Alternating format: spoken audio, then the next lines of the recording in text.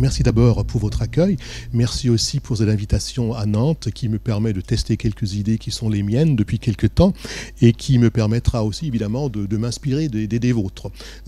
C'est pour ça évidemment que voilà, je regarde ça comme ça. J'ai regardé la liste des membres résidents de la maison qui est impressionnante et je suis sûr que vous pouvez m'aider à continuer mes réflexions sur le sujet que je vais vous présenter ce soir et qui voilà auquel j'ai réfléchi depuis quelques temps, mais voilà, sur lequel je réfléchirai encore et qui va évidemment me mobiliser encore pendant quelques temps.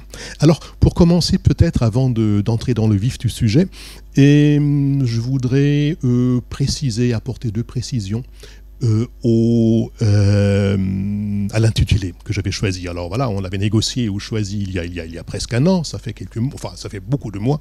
Alors évidemment, la réflexion, elle progresse ou elle régresse, on ne sait jamais exactement, mais voilà, ça change. Et évidemment, plus on travaille sur un sujet, plus voilà... il change sous notre regard et sous notre main. Alors, il y a quelque chose qui m'avait frappé quand je l'ai regardé il y a quelques semaines. Au fait, j'avais omis les guillemets. Alors, voilà, je parle de l'état défaillant, mais alors évidemment, l'état défaillant, il devrait être entre guillemets, surtout le défaillant. Parce que bon, voilà, j'y reviendrai là-dessus à l'instant. Et aussi, peut-être, je n'aurais pas dû choisir le singulier, mais plutôt le pluriel. Je ne parle évidemment pas...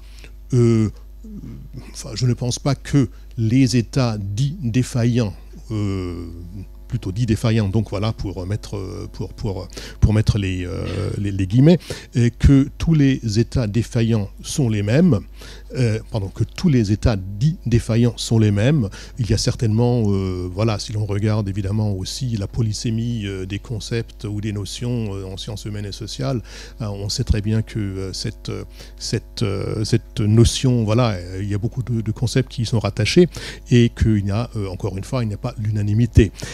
Mais donc il y a beaucoup d'États dits défaillants, beaucoup de types d'États défaillants, et je ne vais parler que de certains qui relèvent tous, si l'on veut dire, d'une certaine configuration, d'une certaine constellation. Et je ne vais pas parler des autres, je vais parler largement de ceux que je connais, de certains que je connais, et qui correspondent, on reviendra là-dessus aussi à l'instant, qui correspondent, disons, à une des constellations. Je parlerai des pays comme l'Irak, la Syrie et le Liban. Le Liban, ça peut vous étonner un petit peu parce que ces jours-ci, voilà, on le regarde dans la littérature ou plutôt dans la presse, pas comme on était défaillant.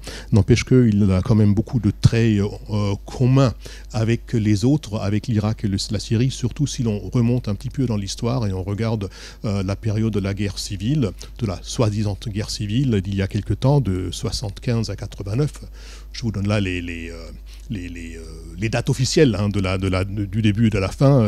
Comme d'habitude, évidemment, les choses sont plus compliquées. Je prends le Liban, il fait partie du Lot. Et ce sont des États qui m'intéressent tout particulièrement et dont je pense que voilà, il y a un certain nombre de features qui les réunit. Alors, j'insiste un petit peu là sur les guillemets parce que évidemment les guillemets, je m'attarde là-dessus non pas pour nécessairement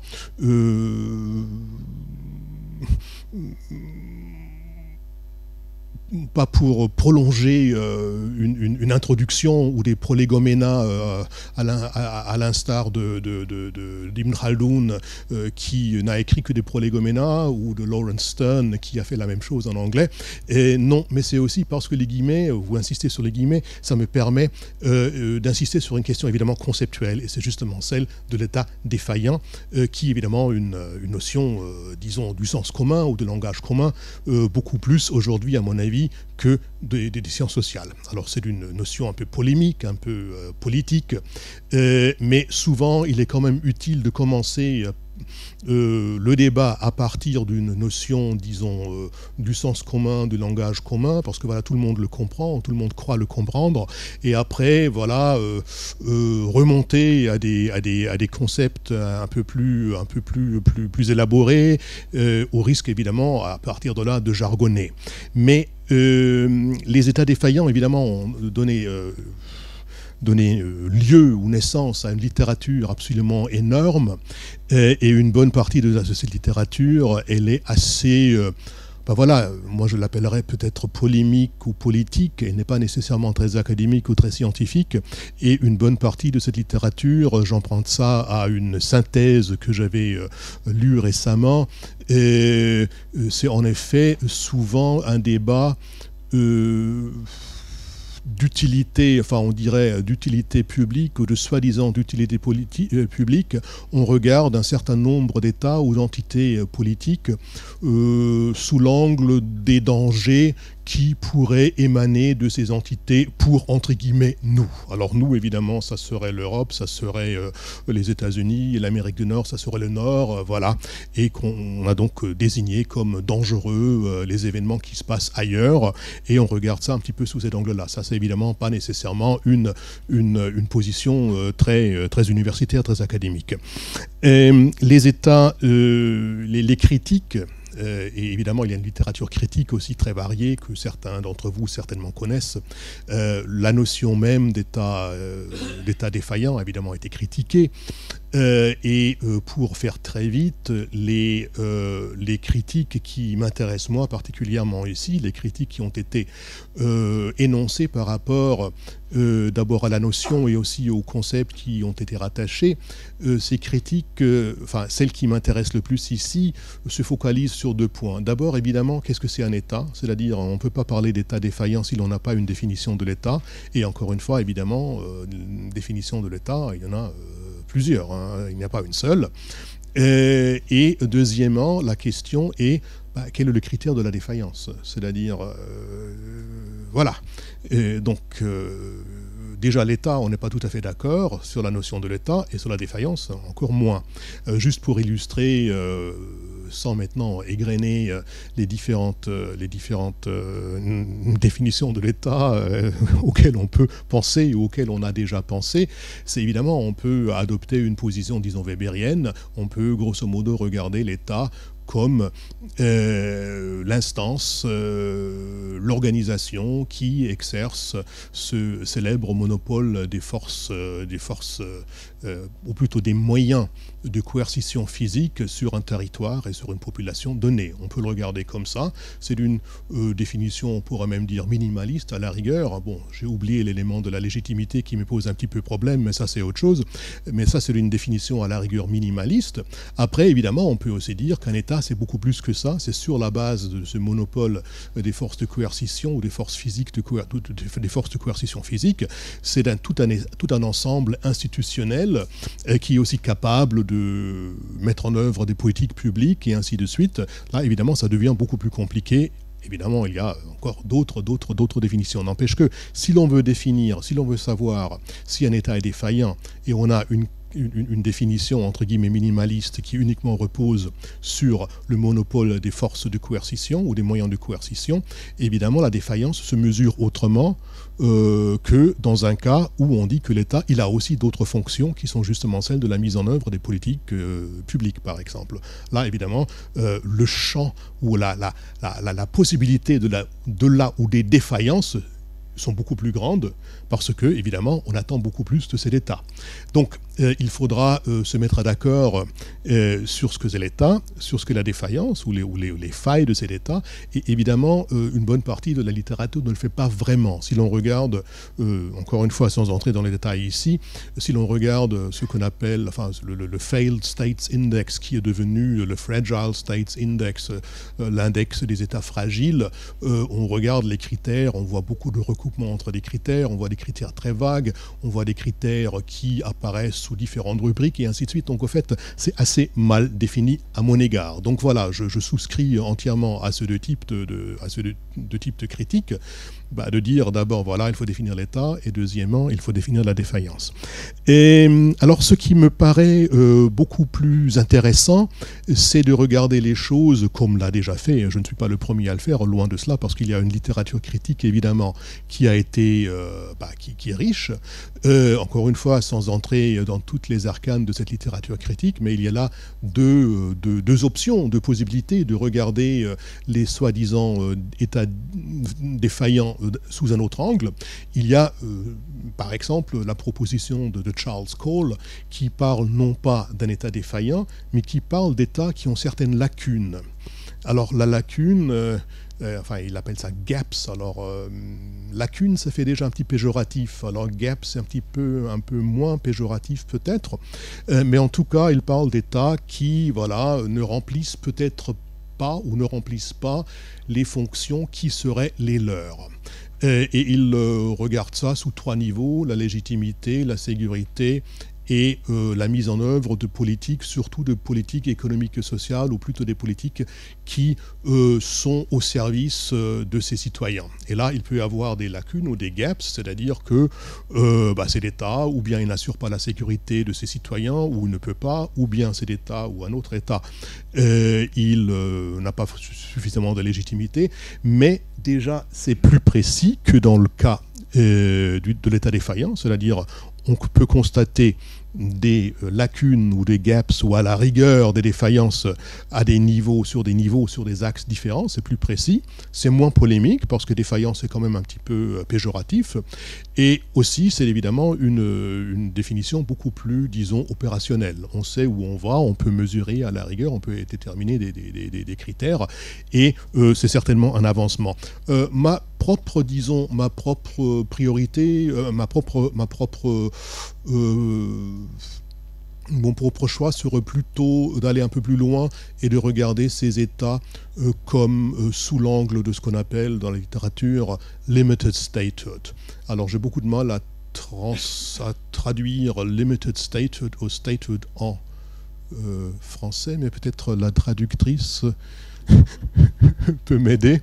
Alors, je le traduis en général par la forme ou la nature de l'État, parce que l'idée derrière tout cela, c'est que l'État, ou les États, ce sont des homonymes, ce sont sous une appellation identique, ce sont des animaux très différents. C'est toute une arche de Noé. Alors il y a des grands et des petits, il y a des forts, il y a des faibles, il y a des dictateurs. Enfin, ça c'est encore une fois, c'est pas une notion très. Voilà, il y a des régimes autoritaires, ou des États à des régimes autoritaires et d'autres à des régimes plus participatoires. Il y a tout entre les deux.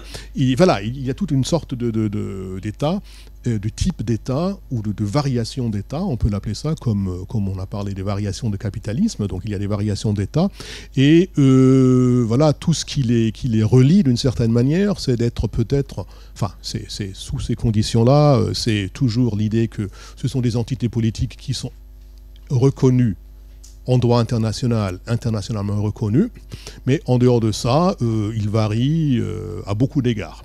Et comme ça, il peut y avoir des États dont la statehood, dont par exemple le monopole des forces de coercition est limité. Il n'est peut-être pas tout à fait absent, mais il est limité, il est précaire. Il y en a d'autres qui l'exercent sans problème sur tout le territoire. Il y a des États qu'on peut appeler peut-être des welfare states, des États qui s'occupent du bien-être de leur population. On peut parler d'États qui sont entre guillemets des États libéraux, qui le font beaucoup moins, qui réduisent d'une certaine manière leur intervention. Voilà, donc statehood peut être plus limité, moins limité, et ça me paraît beaucoup plus prometteur comme approche que de parler d'États défaillants. Mais tout cela, au fait, ne change pas trop. C'est juste une précision, disons, conceptuelle en prolégoménat en entrée. Cela ne change pas trop à à la question que je veux discuter ce soir. Et cette question, c'est évidemment celle de la désintégration, du délitement de certains États qu'on constate. Délitement justement de ce monopole sur les forces de coercition. Certains États comme l'Irak, comme la Syrie, comme le Liban actuellement, et au fait s'ils le remontent dans l'histoire déjà à des moments antérieurs, n'exerçaient pas nécessairement ce monopole, même si l'on pouvait avoir peut-être l'illusion encore qu'ils exerçaient ce monopole, mais ce n'était pas toujours le cas, ce n'était pas toujours vrai. En tout cas, aujourd'hui, les surtout les deux États, mais même le troisième, le Liban, n'exerce pas nécessairement ce monopole sur les forces de coercition physique. Et donc, par la suite, ou par conséquent aussi, ce sont des États qui ne sont pas nécessairement très forts dans la mise en œuvre, déjà dans la formulation et après dans la mise en œuvre de politiques publiques. Donc ce sont des États qui, ou bien se sont délités, ça serait peut-être ça, à ce niveau-là, qui se sont délités au cours des, mettons, 10-20 dernières années. Dans le cas de la Syrie, on dirait depuis 2011, par exemple, depuis le début de la guerre actuelle.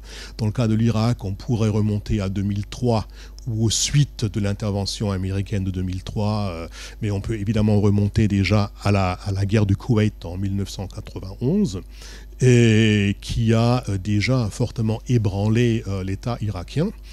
On peut aussi, si l'on veut, évidemment, remonter beaucoup plus loin, parce que en effet, si l'on regarde, il y a toute une littérature anthropologique, politique, mais aussi géographique et historique sur les États, sur les trois États en question, qui nous montrent que même dans des périodes où la Syrie et l'Irak semblaient être gouvernés par un État fort, la période de Hafiz al-Assad par exemple, ou le début de la présidence de Bachar al-Assad, ou la période de Saddam Hussein avant 91 et certainement avant 2003, que même à cette époque-là, ou dans ces périodes-là, ce monopole de coercition était parfois assez précaire dans ces États.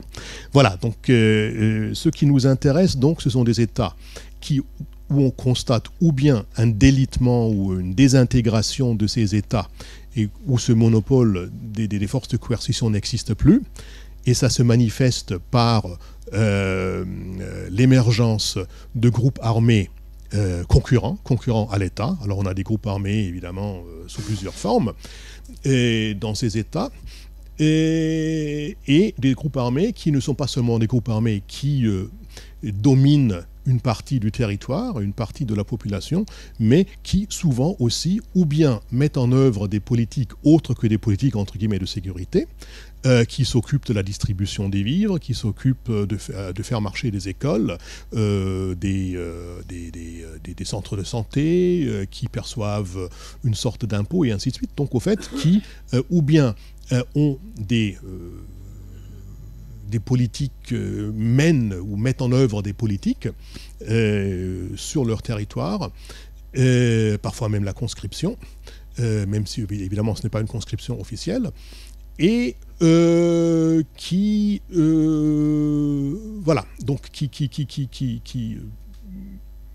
s'imposent par les armes, mais qui aussi créent des institutions de gouvernance dans les territoires qu'ils dominent. Alors, et encore une fois, la question est pas seulement s'il y a délitement, si c'est comme en Irak ou en Syrie, qu'on peut en effet constater que ce monopole des forces de coercition s'est dégradé et que des forces armées concurrents ont émergé. Il y a aussi évidemment des États où peut-être ce n'était jamais le cas, où en effet on était depuis toujours dans une illusion d'un tel monopole, et que souvent les forces gouvernementales depuis des décennies ou depuis la création de l'État devaient d'une manière ou d'une autre négocier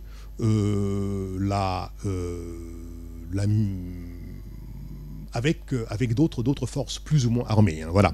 Donc c'est ça les États qui m'intéressent aujourd'hui, et ces genres d'États, donc Liban, Irak, Syrie, sont des États qui seraient couverts évidemment par, disons, le concept de l'État défaillant, parce qu'on peut les considérer comme défaillants, mais évidemment aussi par ce concept de limited statehood, parce qu'en effet, la statehood, la nature de l'État fait que cet État ne fonctionne pas exactement comme d'autres États, comme l'État français, comme l'État allemand, comme l'État américain, où en effet, en tout cas, ce monopole des forces de coercition est plus palpable, disons, que là. Alors, Et juste pour illustrer, voilà, donc on parle d'États qui sont, pour ainsi dire, en délitement ou qui n'étaient jamais vraiment... non, je ne sais pas si c'est, on peut dire, qui n'étaient jamais vraiment alités, ou qui sont alités maintenant, des États qui, ou bien se délitent ou qui n'étaient jamais vraiment parfaits. Et alors, voilà, prenons juste quelques exemples, hein, donc, de l'Irak, de la Syrie, pour illustrer ça, pour montrer un petit peu quelle est la situation de ces pays. Il y a donc une désintégration de ces États. Et ça se voit, bon, regardons la Syrie, ben voilà, vous regardez certainement comme moi tous les jours les informations, vous regardez, vous lisez les journaux, voilà, on a une belle illustration en Syrie ces jours-ci. Depuis quelques jours, il y a une nouvelle intervention militaire turque dans le nord de la Syrie. Il y a une partie de la Syrie, voilà, qui actuellement est dominé, contrôlé par des milices, disons, kurdes, ou à majorité kurde, qui se trouvent en effet du côté nord-est et du côté nord-ouest du territoire syrien. Et ce sont des groupes armés qui, évidemment, échappent complètement au gouvernement central ou ceux qui en restent à Damas. Ils ne sont pas les seuls. Il y a d'autres parties du territoire. J'essaye de trouver des mots aussi politiquement corrects. Hein, voilà. Mais milice, c'est évidemment quelque chose de peut-être péjoratif, mais voilà. Donc parlons de groupes armés. Il y a évidemment d'autres parties de la Syrie aujourd'hui qui ne sont pas contrôlées par le gouvernement central. Parlons de Deraa dans le sud, par exemple. Parlons de quelques poches à l'est du pays. Évidemment, même dans le Jabal Druze, c'est pas très clair, mais jusqu'il y a récemment, il y a encore quelques poches encore vers l'est de l'État islamique qui, il y a pas très longtemps, dominait le territoire quasiment entre Alep en Syrie et Mossoul, et plus loin évidemment jusqu'à Bagdad au fait à un certain moment en Irak. Donc on a des territoires qui, encore aujourd'hui, ou qui récemment étaient dominés par des groupes armés différents et qui menaient, évidemment, encore à ce jour, mènent à une division de facto, une division du pays en plusieurs parties gouvernées, dominées par des groupes différents et aussi avec des structures de gouvernance qui sont différentes. Alors évidemment, l'exemple majeur serait toujours le célèbre État islamique qui, si l'on regarde, il y a une vaste littérature maintenant là-dessus évidemment, qui a réussi à créer des structures, disons, étatiques ou para-étatiques dans les territoire qu'il a dominé, qui était certainement aussi efficace que celles qui étaient en place avant, qui avaient été mises en place par les régimes à Damas ou par les gouvernements centraux à Damas et à Bagdad. Et maintenant, ce n'est pas pour glorifier l'État islamique, mais on voit très bien qu'il percevait des impôts directs, surtout indirects. Il y avait une armée, il y avait une politique d'information, il y avait une politique d'éducation, il y avait une politique de santé et ainsi de suite. Alors, d'autres milices ou d'autres groupes armés qui ont dominé des parties de la Ghouta, par exemple, à côté de Damas ou ailleurs, ont évidemment aussi, elles, d'une manière ou d'une autre, mis en place des politiques, parfois, hein, pas à la même échelle peut-être, n'empêche que c'est un État, donc la Syrie, où on voit très bien que ceux qui étaient d'abord contrôlés par les forces armées qui dépendent du régime jusqu'en 2011 et une politique plus ou moins uniforme qui était imposée dans le pays entier, même si évidemment pas tout le monde n'était touché de la même manière de cette politique parce qu'il y avait beaucoup de corruption, beaucoup de favoritisme et ainsi de suite. N'empêche qu'il y avait à peu près une politique qui était censée être mise en œuvre dans le pays entier. Voilà, ce pays aujourd'hui se présente de manière très très différente. On peut dire la même chose de l'Irak. Donc là, encore une fois, on est dans une situation dans laquelle le pays, voilà, il y a une désintégration. Si l'on considère l'Irak aujourd'hui, si l'on le compare aujourd'hui à ce qu'il était, mettons encore en 1990, à la veille de l'invasion du Koweït. ou même encore, si l'on veut, en 2003, à la veille de l'intervention américaine ou de la coalition internationale. Et l'Irak est peut-être un exemple qui est encore beaucoup plus parlant que la Syrie, parce qu'en Irak, nous avons une partie nord-est de l'Irak, la partie qui actuellement qui s'appelle la région autonome du Kurdistan, qui en effet, même de droit, selon la constitution irakienne, jouit d'un statut spécial. Les autorités kurdes dans la capitale d'Erbil ont le droit d'agir dans certains domaines. Il y a aussi une police kurde. Il y a évidemment les célèbres Peshmerga qui dépendent du gouvernement kurde, qui est la force armée kurde qui échappe complètement au gouvernement central à Bagdad. Et donc nous avons en Irak une formalisation par le droit, par la Constitution, d'une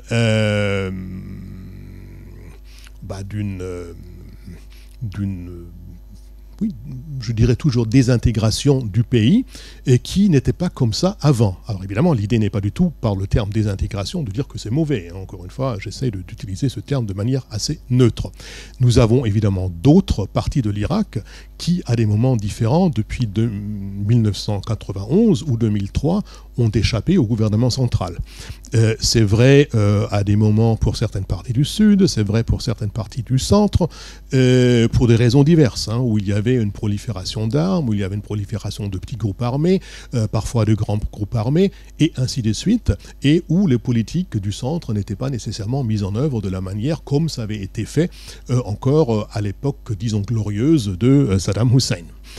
Donc Irak, situation disons semblable, peut-être plus parlante, et vous vous souvenez peut-être que la situation irakienne n'a pas échappé à beaucoup d'étrangers aussi, y compris à l'ancien vice-président américain Joe Biden, qui avait c'était vers 2005, peut-être 2005-2006, avait proposé le Biden Plan, qui était basé sur une division de l'Irak, de l'État irakien, en 3 États indépendants, donc un kurde au nord, un, disons, sunnite au milieu, et un chiite dans le sud. Alors, tout ça uniquement pour dire que il y a visiblement en Irak une désintégration de l'État à cause de l'émergence, de la prolifération de mouvements ou de groupes armés qui, comme en Syrie, souvent, mais pas uniquement, se sont basés sur ce qu'on appelle souvent des divisions verticales de la société, dans le sens que des groupes armés qui ou bien recrutent dans certains groupes identitaires, linguistiques ou religieux, ou essayent de le mobiliser, ou les deux, mais pas seulement dans des groupes religieux ou linguistiques, mais aussi dans des groupes qu'on appelle parfois tribaux, ou évidemment dans des groupes dans certaines régions, et ainsi de suite. Donc il y a une forte structuration verticale de cette société, et souvent les groupes armés comme en Syrie ont bénéficié de cela ou profité de ça pour mobiliser, recruter une partie de la population. Donc voilà, encore un exemple d'élitement. Alors voilà, peut-être je ne m'attarde pas trop sur le Liban. Au Liban, on a une situation un peu... aujourd'hui, le Liban paraît calme, mais je crois que c'est un calme après avoir fréquenté les élites politiques du Liban pendant 4 ans et les avoir vus œuvrer, et aussi la population libanaise. Je suis beaucoup moins sûr que les clivages qui remontent à la guerre civile, et évidemment beaucoup plus loin, que ces clivages aujourd'hui seraient effacés. Je ne pense pas. On a évidemment au Liban aussi des groupes armés qui ne sont pas des groupes étatiques. On a Hezbollah, mais ce n'est pas les seuls. Aussi les autres, les milices qui existaient pendant la guerre civile, n'ont pas nécessairement des armées. Donc les ingrédients là aussi sont là pour une nouvelle, disons, division, une nouvelle politisation des clivages sociétaux, et pour une nouvelle, je ne dis pas que ça se produira, mais ça peut se produire sous certaines conditions pour une nouvelle guerre civile. Et encore une fois, il n'y a pas monopole des forces de coercition, Et à l'époque, en tout cas, de la guerre civile, on sait très bien que certaines milices ont administré la justice dans leur partie du pays, ont perçu des impôts, ont mis en œuvre des politiques qui normalement seraient des politiques étatiques. Donc il y a une période où c'était des caractéristiques prédominantes du Liban, même si après 89, on a recollé un petit peu les pièces, seulement on ne sait pas exactement jusqu'à quand. Donc voilà, tant pour les forces tant pour les dynamiques de désintégration qui sont à l'œuvre dans les trois pays, et évidemment qui sont à l'œuvre ailleurs dans le monde aussi. Alors, quelles sont les causes? Je ne vais pas parler trop des causes parce que bon, ça a été discuté dans la littérature maintes fois. Alors, ma version des causes de ce délitement au Liban, c'est pas tellement ce qu'on dit, enfin au Liban, en Syrie et en Irak, c'est pas tellement ce qu'on dit souvent dans la littérature et aussi dans la presse, que voilà, ce sont des États artificiels qui auraient été créés, enfin qui ont été créés par les puissances européennes, les puissances coloniales, et après la chute de l'Empire ou à la chute de l'Empire ottoman. Tout ça c'est vrai, mais disons stricto sensu, tous les États sont des États artificiels. Hein. L'idée qu'il y ait des frontières naturelles quelque part, c'est évidemment une illusion. Tous les États du monde sont basés sur des frontières artificielles ou bien des frontières issues de guerre, de mariage, de je ne sais pas quoi, mariage il y a quelque temps, hein, ce n'est pas si récent que ça.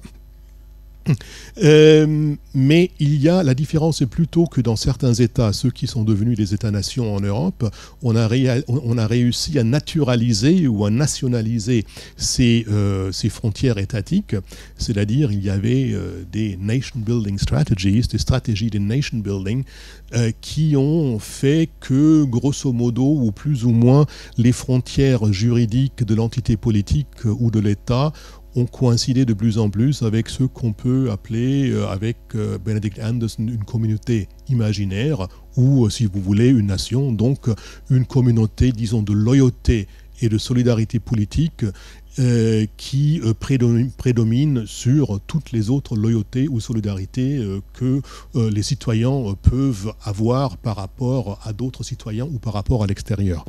Donc il y a des États qui ont réussi à faire ça, à imposer ça, à transformer les Français en Français, les Italiens en Italiens. Enfin, j'aime beaucoup ce petit passage d'Eric Hobsbawm quelque part où mais il se réfère à quelqu'un d'autre et je n'ai pas le nom en tête, à un de ses amis qui travaille sur la même question, où il essaye de démontrer que lors de l'unification de l'Italie, à peu près 4% des Italiens parlaient l'italien. Et les autres, évidemment, voilà, on leur a appris l'italien par la suite, ou bien par gentillesse ou par la force. Hein, voilà, et c'est ça comme on a créé les nations. Et donc les frontières étaient évidemment partout artificielles. Seulement dans les cas des pays dont je parle, Syrie, Irak, Liban, ils n'ont pas réussi, pour ainsi dire, à naturaliser ces frontières. Parfois, c'était une question de capacité. On ne pouvait pas, dans des circonstances politiques qui étaient celles des années 20, 30, 40 et ainsi de suite. Parfois, c'était aussi, comme l'a mis en relief Michel Seurat, un manque de volonté. En fait, il y avait une période où en Syrie, où on ne voulait pas, où ce n'était pas nécessairement le but. Mais il y a évidemment une troisième raison, c'est que est-ce qu'il est possible de créer une telle communauté imaginaire en si peu d'années, hein. Ça, c'est une autre question, parce que bon, il y a aussi le temps. Hein. La France est bien plus ancienne que le Liban, en fait. Hein. C'est pas exactement la même chose. Donc, pour moi, bon, je ne vais pas m'attarder là-dessus trop. Pour moi, les causes de ces mouvements, disons, centrifuges et la possibilité d'un tel délitement est très liée à la formation de ces États, à leur histoire, qui les distingue de ceux qui sont, que nous connaissons en Europe. Il y a certainement aussi, mais on peut y revenir plus tard peut-être, il y a certainement aussi la soi-disant mondialisation, globalisation qui a œuvré pour, à un certain moment, pour renforcer les clivages dans ces États. Et voilà, tant pour les indicateurs de la désintégration et les causes de la désintégration. Maintenant, je passe à ce qui m'intéresse le plus. Et voilà, si j'ai encore le temps, je pense, voilà, il y a encore quelques minutes, oui. Alors, ce qui m'intéresse le plus, évidemment, là, dans ce débat, c'est pourquoi les États qu'on appelle défaillants ou dont on dit que leur statehood est limité, pourquoi ces États sont toujours là? Alors, si les États sont défaillants, comme l'Irak ou la Syrie, ou évidemment l'Afghanistan, la Somalie, il y en a beaucoup d'autres, qu'on peut appeler défaillants si l'on veut, ou dont on peut dire que leur statehood est limité, pourquoi ces États sont toujours là? Et en effet, l'Irak est toujours là, même territoire, même frontière, la Syrie d'une certaine manière aussi, il y a des acteurs qui ont occupé qui dominent une partie de la Syrie, comme les forces kurdes du Nord, mais qui, à chaque fois qu'ils se présentent à la presse ou qu'ils publient une déclaration officielle, rappellent que, maintenant, est-ce que c'est vrai, est-ce que c'est faux, peu importe, mais qui rappellent perpétuellement que ils font partie de la Syrie et que la Syrie devrait être un État dont l'intégrité territoriale devrait être respectée et qu'ils ne cherchent que à avoir un statut, disons, d'autonomie au sein de cet État. Et la question n'est pas si c'est vrai ou si c'est faux. Bon, voilà, on ne peut pas le savoir. N'empêche que ce qui est actuellement le cas, c'est que les États sont là et la plupart des acteurs dans ces États, la plupart, pas tous, mais la plupart des acteurs dans ces États défendent au moins rhétoriquement l'unité de ces États. Alors les États ne se sont pas scindés en trois, comme par exemple Biden l'avait prévu pour l'Irak. L'Irak est toujours là, toujours un État, la Syrie est toujours là, le Liban a en effet été recollé. Alors à quoi tient cette résilience des États, entre guillemets, défaillants, en tout cas des États qui sont fortement délités? Pourquoi ils sont toujours là? Et c'est ça la question qui m'intéresse. Alors évidemment, pas pour dire que les forces centrifuges ne sont pas là, ne sont pas à l'œuvre, pas pour dire que ces États ressemblent à la France ou à l'Allemagne ou à l'Espagne, c'est déjà un peu plus compliqué, mais la Suède, ce n'est pas ça. L'idée n'est pas de dire que ces États sont comme les autres, ces États sont unis comme les autres. Non, c'est pas ça l'idée. Enfin, comme les autres. Voilà, si l'on regarde un peu de plus près, les autres seulement, c'est toujours une question de graduation. C'est pas une question d'unité ou de fragmentation, mais la fragmentation est plus forte peut-être ici qu'ailleurs. Donc pourquoi ils sont toujours là? Et il me semble qu'il y a un certain nombre de facteurs qui sont souvent oubliés. Alors là, j'arrive en effet, voilà, après quand même des prolégoménas de l'ordre d'Ibn Khaldoun, auxquels évidemment je ne voudrais pas me comparer par ailleurs, mais voilà, j'arrive à ce que je trouve est un sujet porteur d'avenir. Pourquoi ces États sont toujours là? Alors, une réponse a été donnée, il y a très longtemps déjà, et je la trouve partiellement bonne, j'y souscris partiellement. Et pourquoi ils sont toujours là? Alors, on nous dit, et c'est surtout, comment il s'appelle de prénom? Robert Jackson, c'est ça? Robert Jackson, qui a écrit un livre qui a fait date il y a très longtemps, qui a été réédité récemment, Quasi-States, des quasi-États. Et l'original, la première impression, la première édition était en date de 1991. Et son argument est, et il est appuyé de manière assez substantielle, son argument est qu'il y a beaucoup d'États, surtout dans le soi-disant tiers-monde, qui sont uniquement là par convention et consensus international. C'est-à-dire, il y a, selon lui, ce sont des États qui ont été créés parce qu'on a subdivisé le monde. Évidemment, à un certain moment, on a commencé à subdiviser le monde en États. Les forces qui dominaient le monde étaient d'accord que le monde devait fonctionner sous forme d'État. Et donc, on a créé des États, et ce sont des États qui sont internationalement reconnus, mais qui sont beaucoup moins reconnus par leurs habitants. J'hésite à dire citoyen, parce que citoyen, ça veut dire peut-être autre chose que uniquement être ressortissant d'un État.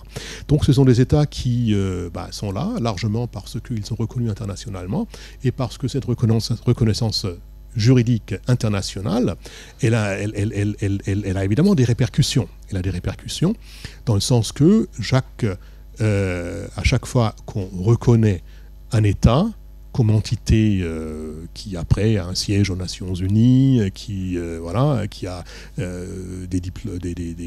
des ambassades, qui a des échanges à un certain niveau, à chaque fois, évidemment, il y a des ressources symboliques et matérielles qui viennent renforcer cette, à la rigueur, illusion, et qui en fait transforment cette illusion en réalité. Alors, bénéficient évidemment de ces ressources qui arrivent largement les gouvernants, ceux qui dirigent ces États au moment où ils sont créés, ou par la suite, ou qui les dirigent à la suite. Donc, la reconnaissance, elle crée un état de fait, une sorte de fait accompli, et grâce à cette reconnaissance, ces États sont là. On l'a vu récemment, évidemment, on a vu cet argument d'une certaine manière vérifié dans le cas de l'Irak. On voit très bien que personne ne voulait, aucun acteur de poids sur le plan international ne voulait vraiment de l'indépendance kurde. Tout le monde a essayé de rappeler et d'expliquer à Barzani, il y avait d'autres Kurdes qui étaient beaucoup moins sur la lancée de l'indépendance, mais d'expliquer au président en exercice encore et à ceux qui le soutiennent que, en effet, l'indépendance ou le référendum sur l'indépendance et l'indépendance kurde serait peut-être une mauvaise idée. Alors, on voit très bien, il y avait un consensus, encore une fois, un consensus à la rigueur internationale pour défendre le territoire et les frontières de l'Irak. Et cet argument, donc l'argument est ancien, et je pense il est certainement, on peut le vérifier, voilà, comme dans le cas de l'Irak récemment, c'est certainement un argument de taille qui nous explique pourquoi des États qui sont en désintégration d'une certaine manière se maintiennent en vie, ou sont maintenus en vie, peut-être. Mais à mon avis, ce n'est pas le seul facteur. Il y en a d'autres. Alors, si l'on parle de la reconnaissance internationale, on est déjà, disons, d'une certaine manière, ça me paraît déjà un argument un petit peu institutionnaliste. C'est-à-dire, il y a des contraintes et des opportunités internationales qui se répercutent sur les États comme la Syrie, comme l'Irak, qui leur permettent, ou qui même les forcent, de continuer à vivre. Donc en fait, à la rigueur, c'est un argument institutionnaliste. Et il y a certainement d'autres institutions qui participent à la survie de ces États. Alors, il y a là peut-être trois types d'institutions ou d'organisations, comme évidemment un sous-type d'institutions, qui contribuent à la résilience même résiduelle de ces États. Alors le premier, c'est tout simplement le territoire et les frontières, parce que, je sépare ça un petit peu de la reconnaissance internationale, parce que tout simplement, les frontières, avec des postes de frontières, parfois les frontières ne marchent pas, parfois on peut entrer et sortir clandestinement, ou avec beaucoup de facilité, parfois non. Mais depuis la création de ces États, et on parle là d'abord des années 20, où ces entités politiques n'étaient pas encore indépendantes, mais surtout à partir de la fin de la Deuxième Guerre mondiale, où ces États, où ces entités politiques sont devenues indépendantes, les frontières ont quand même affecté les échanges entre les personnes. Il était plus simple pour quelqu'un qui, à Deir ez-Zor, vivait à l'est de la Syrie. Il était pour des raisons diverses, parce qu'il y avait des frontières, parce qu'il y avait un certain droit ou certaines obligations qui étaient imposées ou qui étaient offertes aux citoyens syriens. Il est plus simple pour lui ou pour elle de faire leurs études à Damas qu'à Bagdad. Ou si l'on n'avait pas d'argent, il était certainement plus simple d'aller à Alep ou à Damas que d'aller à Beyrouth, où largement il fallait payer pour des études. Et donc les frontières, évidemment, ont aussi une répercussion par les droits de douane et ainsi de suite sur les échanges commerciaux. On voit ça avec les difficultés, par exemple, du commerce de savon à Alep, qui tout d'un coup perdait l'accès au marché libanais dans les années 50, qui était en difficulté avec l'Irak, parce que tout d'un coup, ceux qui, dans l'Empire ottoman ou encore sous le mandat, pouvaient marcher, mais ne marchaient plus, parce que il y avait les droits de douane. Donc les frontières organisent évidemment les échanges échanges entre les gens, mais aussi, y compris les échanges économiques. Et d'ailleurs, plus récemment, mais ça c'est un sujet peut-être à part, l'économie de la guerre, qui, elle aussi, contribue à sa manière, parfois, à la consolidation des entités en question. Ce n'est pas un secret qu'une des grandes centrales électriques près de Homs, au centre de la Syrie, une partie du pays presque toujours dominée par les gouvernants à Damas, fonctionnait pendant 2 ans à peu près avec du gaz naturel qui était livré par l'État islamique qui contrôlait les champs à l'est de Homs. Voilà, donc il y avait là certainement des négociations, il y avait des rencontres, il y avait des choses, et il y avait évidemment des profits à réaliser, c'est évident. Donc l'économie de la guerre, elle aussi, peut, dans certains cas, contribuer d'une manière ou d'une autre à la stabilisation d'une entité par ailleurs fragmentée. Alors, en dehors de cela, il y a un deuxième niveau où les institutions, ou plutôt les organisations, comptent. Ce deuxième niveau, c'est des organisations tout ordinaires, tout simples, des écoles, des entreprises, aussi des organisations plus importantes, peut-être comme l'armée, comme la police, où souvent, et encore une fois, ce n'est pas pour glorifier, mais souvent, des gens de régions différentes, de religions différentes, de langues différentes, travaillent ensemble. On peut regarder la composition de certains organismes dans ces États et on voit qu'en effet, il y a une certaine diversité, comme on dirait, une certaine diversité des origines et des appartenances, entre guillemets, identitaires des personnes qui y travaillent. Et ça, évidemment, on sait très bien que ça peut aller dans les deux sens. C'est que la confrontation ou la confrontation, et le fait d'être dans la même organisation, si c'est une organisation comme une école, comme une entreprise, ou si c'est une organisation comme un État, le fait d'être devoir travailler avec quelqu'un d'autre qui se revendique d'une autre identité collective, ça peut virer vers la confrontation, mais ça peut aussi, dans certains cas, rassembler les gens. Alors il y a là évidemment tout un débat, sous quelles conditions ce contact est-il plutôt disons, paisible ou pacifique, ou sous quelles conditions il est plutôt générateur de conflits. N'empêche que on voit très bien, il y a une très belle étude par Rydgren et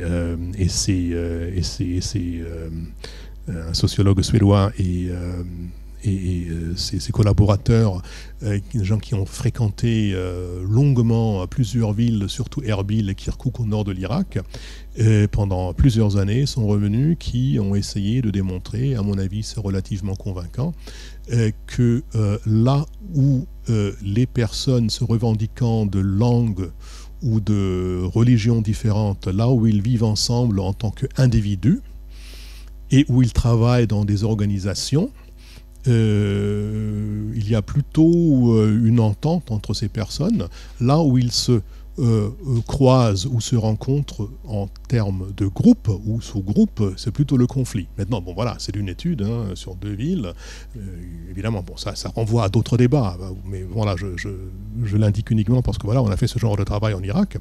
Donc, il y a certainement des situations dans lesquelles le fait d'être réunis au sein de la même organisation, petite organisation comme une école, comme une entreprise, comme une administration, comme une université, ou grande organisation comme l'État, où ça peut avoir des effets plutôt rassembleurs, et d'autres situations où ça peut avoir des effets évidemment beaucoup plus diviseurs.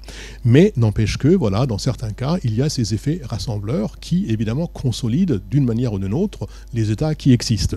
Alors, troisième niveau, bon, enfin disons d'abord reconnaissance internationale, deuxièmement, les institutions à plusieurs niveaux, évidemment, plusieurs types d'institutions qui peuvent agir de manière à rassembler les gens. Troisième niveau, c'est aussi une réalité sociologique qui, en dehors peut-être des institutions que nous venons d'évoquer, est beaucoup plus complexe que ne le veulent croire certains qui pensent que ces États sont uniquement une mosaïque de groupes d'identités séparés les unes des autres. Parce que si l'on regarde, il y a quand même des parties, bon voilà, Mossoul c'est une partie, c'est un exemple, hein. Il y a des quartiers de Mossoul, mais il y a aussi des quartiers de Beyrouth où ou bien même pendant la guerre civile, la mixité entre guillemets sociale, elle était donnée, elle n'avait pas disparu. Il y a d'autres quartiers où elle a été reconstituée par la suite.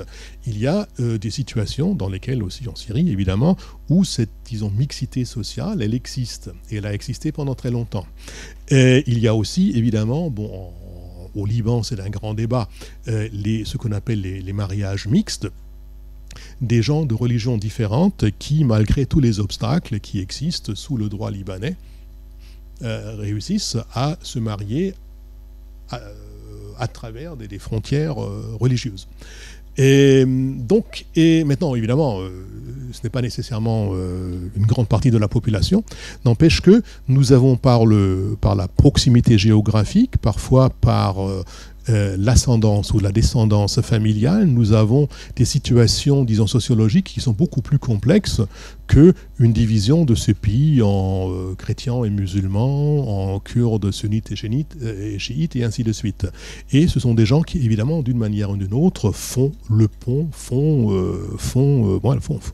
créent un pont entre les diverses, entre guillemets, communautés. Donc nous avons, je pense, au moins sur trois niveaux, nous avons trois types de facteurs qui contribuent à cette résilience, même si elle est résiduelle, de ces États et qui font que ces États n'éclatent pas complètement. La reconnaissance internationale et ses suites, plusieurs, disons, logiques institutionnelles qui sont là, à l'œuvre, et évidemment une réalité sociologique qui est beaucoup plus complexe que ce qu'on entend normalement. Ce qui veut dire, et je vais terminer là-dessus, ce qui veut dire que nous sommes, disons, en présence d'une situation qui, à mon avis, va perdurer. C'est-à-dire, on va probablement voir les États comme la Syrie, l'Irak, le Liban et beaucoup d'autres toujours un petit peu dans un entre-deux, entre forces centrifuges ou de fragmentation ou de désintégration d'une part, et des forces centripètes beaucoup moins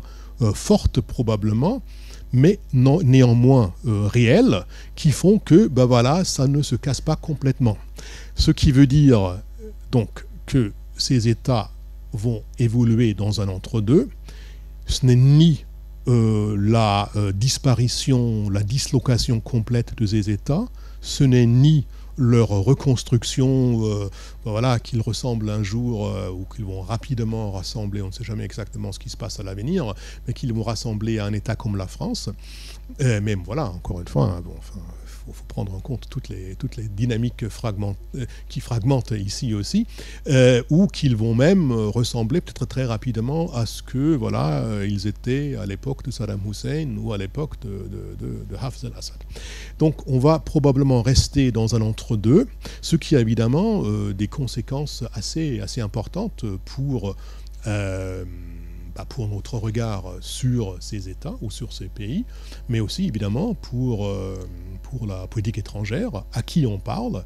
Est-ce qu'on parle uniquement à un gouvernement central qui est perpétuellement mis au défi par des forces armées et autres qui évoluent dans le même pays, qui s'allient entre eux contre ce gouvernement, qui parfois s'allient avec ce gouvernement, qui parfois se divisent entre eux. Voilà, à qui on parle? Est-ce qu'on parle à un seul interlocuteur? Est-ce qu'on parle à plusieurs interlocuteurs? Est-ce que la fiction qu'on ne parle que d'État à État, est-ce que cette fiction, est-ce qu'on peut la maintenir? Ça a aussi évidemment des répercussions importantes pour la reconstruction, si jamais on pense à la reconstruction, ce qui est dans notre chapitre, je ne vais pas le traiter maintenant, de pays parfois partiellement détruits, et à qui on parle, encore une fois, à qui on donne de l'argent, est-ce que ça passe par le gouvernement central, est-ce que ça passe par par d'autres acteurs. Et on est là, à mon avis, et ça, bon, intellectuellement, c'est certainement ça peut-être le plus intéressant, on est face à quelque chose qui, dans d'autres circonstances, a été décrit un système de gouvernance multiniveau, comme l'Union européenne, seulement on est face à un système de gouvernance multiniveau qui est beaucoup moins organisé et beaucoup moins prévisible qu'un système qui est largement formalisé comme l'Union européenne. À qui on parle, à quel moment, ça dépend des circonstances, ça dépend aussi des tâches, ça dépend des problèmes. Et donc, on est en face, je crois, d'une situation qui politiquement va rester très difficile ou très complexe, mais qui aussi intellectuellement est assez intéressante. Et je terminerai là-dessus et je vous remercie de votre attention.